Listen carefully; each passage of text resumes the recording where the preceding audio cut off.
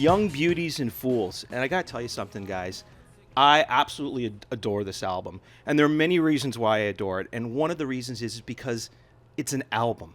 In this day and age, so many bands, they'll write a single, they'll put it out, write a single, put it out. Was this intended to be an album from the get-go as opposed to just stringing together a bunch of songs, throwing them together and saying, here's our album? Yeah, it was meant to kind of read as a unified story from the very start. As soon as we found it was Josie, we knew what we were after for kind of, each piece, and it was about filling it properly and,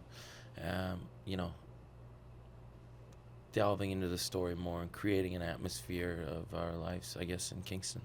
You guys are brothers, and you're together all the time now, performing. Yeah. But growing up, were a lot of these stories something that you guys shared together as pals, or was that relationship something that developed later on for you guys? Brett and I have always been close. We've been asked this question a lot lately, actually. He's a lot younger than I am, so I was kind of like his, big... I was the first guy to, teach him things, I was like his buddy, That's funny. Yeah, I'd go out and play hockey with him in the driveway, and we'd skate, and then when I started doing more music stuff, he kind of followed in that. We boxed together, so, I don't know, we always ended up doing the same things. I'm not going to say, followed in my footsteps, but maybe that's kind of what happened. But I did. I still am. Oh, yeah, not so much anymore, really. I know, we've both grown up. We're adults now, and, we're vastly different personalities, and we always were, but we kind of have always done a lot of things together. It's kind of cool because I grew up with a brother 7 years older than I am.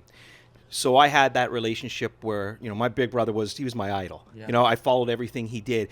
But I remember going back to kids and how prominent music was in our lives. And we'd put on, Damn the Torpedoes or some album like that. We'd bring out the tennis rackets and we'd just start jamming. Did you guys do musical things together? Well, I can remember Jay got this truck, little Toyota, he called it the Blueberry Bullet. And all it had was a cassette player in it. And we had Shake Your Moneymaker, Black Crows. And I remember just driving around town all the time with him. He had errands to do. He was almost an adult at the time. I was 7 years younger than him as well. So I would just tag along with him, and we listen to tunes and dream about doing this. That's the thing. You're dreaming about doing this. We all dreamt about doing this. But, Jay, you're doing it now. I mean, how surreal is it to be on stage in front of a huge crowd, and you look over, and there's your little brother, and you guys are on stage together? Pretty good. It's hard to keep an eye on him these days. He's just jumping from side of the stage to side of the stage into the crowd, up in the balconies. No, it's pretty surreal. That's the best part of all of this is getting to go out there and play the music in front of people who really enjoy it and truly support you. Yeah, Truly want the best. We've got for you. the best fans. Was this something that was planned ahead that you guys were going to play in a band together, or it just maybe happened organically? Yeah, I mean, kind of planned. I mean, my band would play with his band would play these shows around town, and we'd go and open for them. I got back from university, or it might have even been the summer before university. In grade 12, we started a band called the Stone Ponies, and we just knew that we wanted to be in a band together. We did an acoustic project together before that was not too bad considering the level of experience both of us had. It was good. Yeah. Good songs. Yeah, good songs. I remember just eventually going to see Brett play with his band and being like, Jesus Christ, these guys are writing better songs than my band is, and we're 7 to 10 years older than them. And I was like, I think Brett should probably be singing for my band eventually someday. And I kind of took a few years to happen, but it was always in the back of my mind. We're very different dudes, so it just worked perfectly. Obviously we fight and stuff, and we're brothers, we're blood in a business, so there's gonna be disagreements, but the things that I'm not good at, he's good at. So it was always bound to happen if we wanted to do it right. I remember when I was 18 and telling my mom and dad that I wanted to be a rock star, and they're like, "Oh, Well, at least your big brother's got himself a real job. So they had to now do this twice. Yeah. How did that go over at home when you guys both claimed that we're going to do this for our livelihood? Well, when I quit school, I made sure to quit school before I talked to my parents about it, so that there was no choice. And I called him. My dad said, "Well, you better get a job then." So I worked at College Spring in Halifax as a shoe boy, and I played on the weekends. And he'd call, and all these boys would call from the start of the band, and they'd tell me to come home, and I kept on telling them to frig off. I didn't want to. I wanted to do it on my own. But I think for Jay, it was a little more natural of a transition, probably, right? Yeah, I remember. Well, having the band was fun at the beginning. You know, we play 2 or 3 gigs a week through Kingston, maybe like go to Ottawa or Toronto every now and then. But it was like when we got offered that first tour, and I remember calling my dad and being like, "Yeah, it looks like we're going on the road. I'm going to shut the business down." It's like, "What?" It's like, "You're just giving it up?" It's like, "Yeah." You know, I've dealt with so many athletes over the years, and for someone to make it to the big leagues or to the NHL, there's that process where you get drafted and then you play in the minor leagues and you slug it out in the minor leagues for years and you build your way up to it. Music can go from you're playing in a skanky little bar in front of 30 people to here's a record company, we want to sign you. Yeah. What was the journey like that got you from A to B? Well, I think we're still in the farm leagues here right now. We still got a come on long now. ways to go. Well, we don't really measure it that way, No. because we're always gonna want more no matter what. So, I mean, I'm like Jay. I don't feel like I'm swinging with the pros yet. I want to be bigger and better, and I want to speak from the largest platform that I can. So the process felt longer, obviously, to us than it does to others, because everybody on the outside looking in always says, it happened so fast. Overnight success takes years, doesn't it? Yeah, and it must be amazing, and it must be incredible. They don't realize that, Yeah. there's a lot of things that you give up Yeah. to be in this position. So, I mean, it's been amazing, but it's Yeah. been tough too. Yeah. When you're playing a venue like this, I mean, is it almost like this is, you say you're in the minors, is this like the call up? Because when I was a kid, it was Maple Leaf Gardens, and I always Yeah. envisioned, oh man, what would that be like to get on stage at Maple Leaf Gardens? And now here you are in what is, the modern day version of Yeah. Maple Leaf Gardens. I'll still call it the Air Canada Centre, Scotia Bank, whatever. Yeah. But the point is, you guys are playing this venue now. Is this a lot of those dreams realized now? Definitely. Yeah, for sure. But it's still not enough. Yeah. Well, we still got 8 more thousand tickets to sell next time we're here. Yeah. Two more times down the road. Like we're happy to be here playing, but we haven't sold the whole building out. And at 3:00 this morning, we're on a bus to Chicago. Yeah, So I mean, like you keep everything into perspective. Nothing's changed very much. Yeah.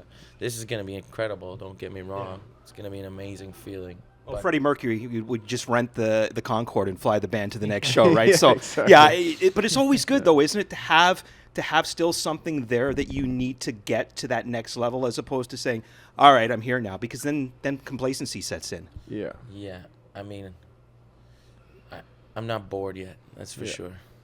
I really want to talk about what went into this new album, because when you decide that you want to pretty much write an autobiographical album, which it is, how do you come back? I try to think of some stories of when I was in my 20s, and things will just pop up here and there. Do you just set out and start racking your brain? Do you look back at photos? How did all these stories come back to you guys? Well, they were all compiled basically by accident over the years on voice notes. So I mean, I was really lucky because I was waking up with gigantic hangovers, putting my thoughts and stories on paper to try to organize my feelings, I guess. And I did that for 3 years unknowingly, without knowing that our journey would take us to this place. But I mean, I want to make sure that everybody knows it's semi-autobiographical. I mean, obviously, it's not every detail is pinpoint to Poetic license, right? yeah. But the memories are real, are they not? In some ways. Oh yeah, the shame is real. So is the fun. So is the fun. Like everything is, for the most part, the story of my time in Kingston, bombing around, trying to figure out who the hell I am. When you have, so now you've got all these songs, and then the important thing is, because this is an album, you're not just slapping them together. You've got to figure out how they best fit on an album. So what was that puzzle like, putting together, deciding, okay, this song's got to go here, this song's got to go there? Well, we had, initially, I think, would we have 15 or 16 songs? We had 17 songs that were written in, better part of a month, maybe a little less. And no, it was 15. It was 15 and 17 days. Okay. I wish it was more than go. just 10. I would have loved to hear the other ones. There's some good ones that didn't fit the they story. just didn't quite fit in the story, and then as far as organizing the songs, once they were, we decided on the 10 that went on the album, I think it was all Brett. Brett's was just manically. I went psychotic. Yeah, it was a 2-month period where he was just obsessing over the mixing and the order. It was 4 months. Yeah, maybe it was 4, but was there it as much was a long pain time. doing that as there was Way regurgitating more. some of these memories? Way more pain. was I mean, I don't mind the memories. I can handle that. It's fine. I mean, that's kind of how I am. I talk about things. I'm an open person. The pain was trying to get it right, to do it right.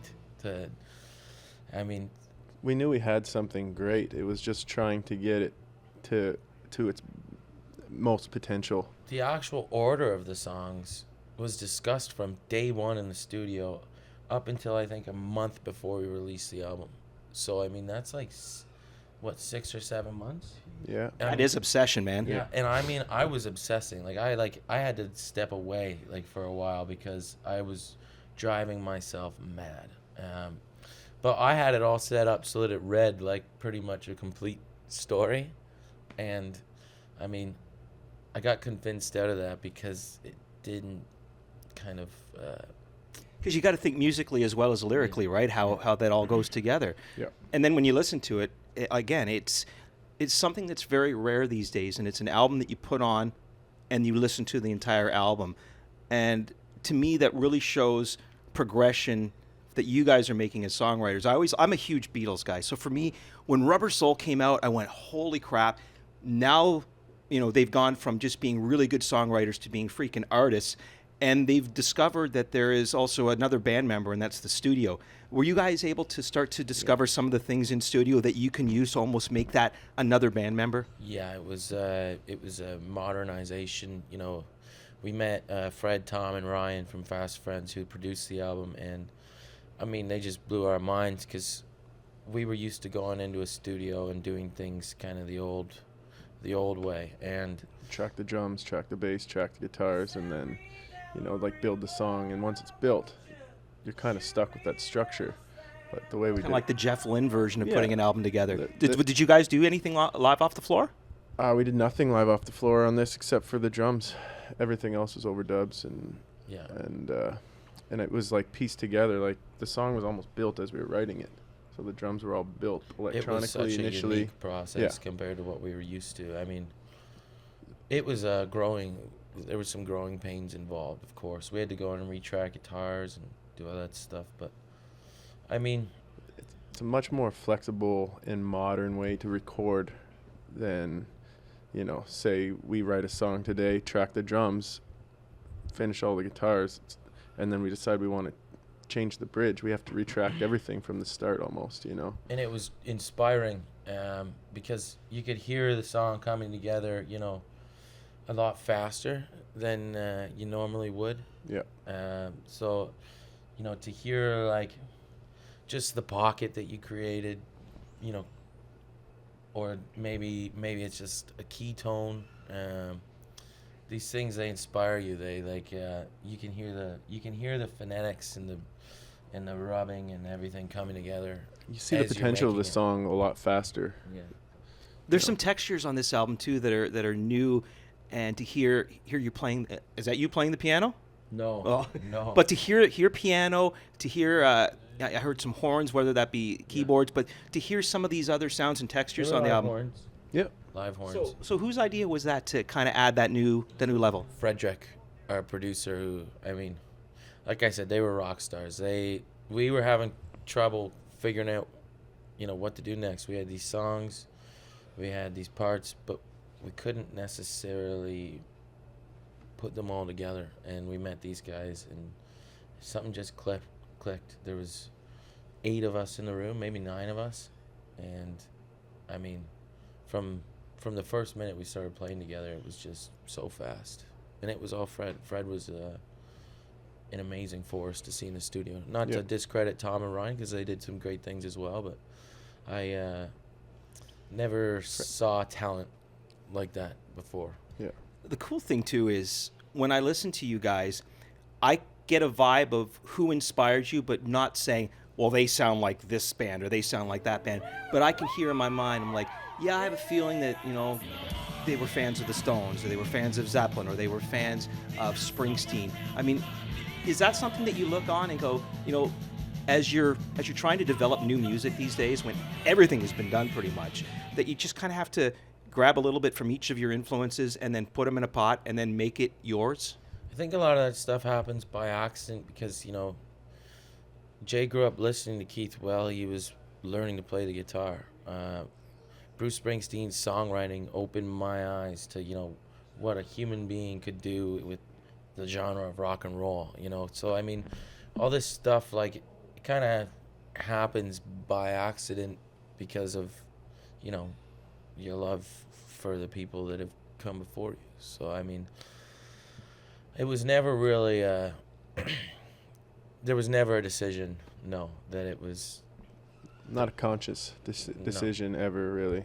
And I think that if we really came up with something that was like pure Springsteen, Brett would be like, no, we don't. I already have, and I've said no. Yeah. I mean, there's certain songs that we might play live that I'll never put on an album because it's just too much of a specific time, and I don't think that is growing. And that's the cool thing about a band too, right? Because you've got different members that have different influences and different personalities, and you put it all together and it becomes Glorious Sons, right? Yeah. Yep. Like Mamba, Our bass player. his favorite band is Slayer. Yeah. That's kind of cool. Yeah. So I mean, everybody, like Chris is a Prince fan. Yeah. Jay's a Stones fan. I'm a Springsteen fan.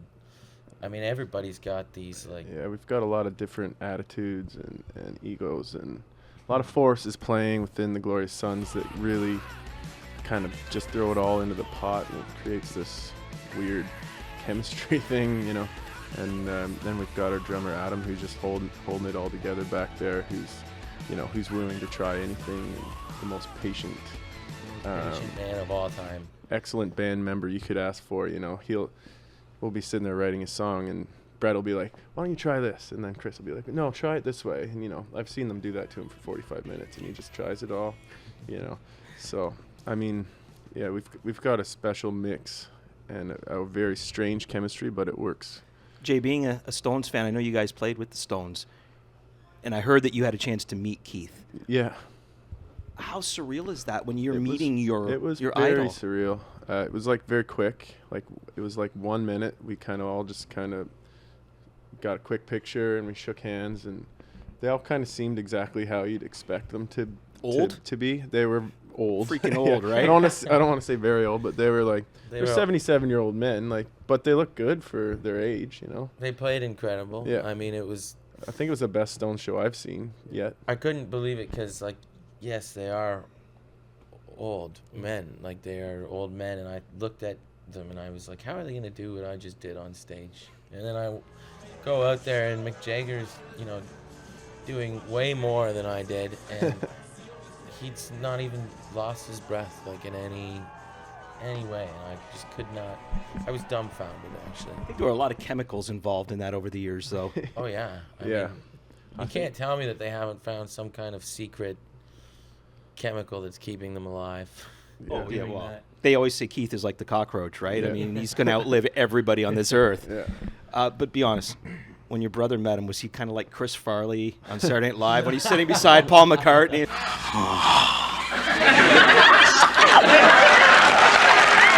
just like, hey, Keith. That's So one of my tell me. favorite skits. No, what happened? You held it together? Yeah, well, what happened actually is actually way funnier than that. Yeah. They have these placemats that say their names and where each of them are going to stand and where each band member is going to stand for the photo. And Jay's, half cut, and he's like, fuck, I'm going to get my place right beside Keith. And he goes and stands right beside the placemat for Keith. And, I mean, I'm a big Stones fan, but I don't really, I don't care that much. Like, this is Jay's moment. He's in love with Keith Richards. Keith walks in, takes one look at the placemats, and he goes, well, nobody can see these fucking things anyways. And he stands right beside me. And it's kind of been a little bit of a metaphor for our life. You have the pick? I always We get haven't got the easy. pick yet. No. No. I'm thinking that as you guys progress, and you're going to have bands opening for you, and there's going to be a time where the band opening for you is going to be like, oh my God, you're my guitar idol, you're my singing idol. Do you look back? Will you look back on moments like meeting bands that you're opening for and saying, well, maybe I won't be such a dickhead around these guys, and I'll give them a little bit more time, as opposed to just saying, yeah, I don't even know who you are, but whatever. Definitely. I mean, you play thousands upon thousands upon thousands of shows, and you're 76, 77 years old. I mean, I truly don't think maybe at that age that I might not want to spend all my time with a younger band either, especially if I'm trying to kick booze or trying to live a better life. But I mean, you got to be respectful to people. You got to it's good to inspire others. Yeah. I don't think it'll ever get to the point where we don't give another human the time of day. Well, you invited me in here, so I mean, that says something, right? Yeah. It's a sports I don't dude. What know. does he know about music? Oh, I'm in, right? Well, the most important question I've got to ask you, the brand new album, any chance it's going to be out on vinyl? Because I'm a vinyl freak. Yeah. Oh yeah. I think it's here tonight on Young vinyl. Beauties and Fools? Yeah. Yeah. Oh, yeah. We'll get you one right after Oh, this. it's going up in the studio for sure, man. Nice. That's awesome. Well, listen, guys, it's been a pleasure. I've been a fan of you guys since the beginning, but hearing this album now, it's like I said, you guys have just taken this jump into the next stratosphere, and I know this is part of the story, and I can't wait to hear the next story that comes out of this, because you guys are rocking that world right now. Thank you. Thanks, man. Appreciate it.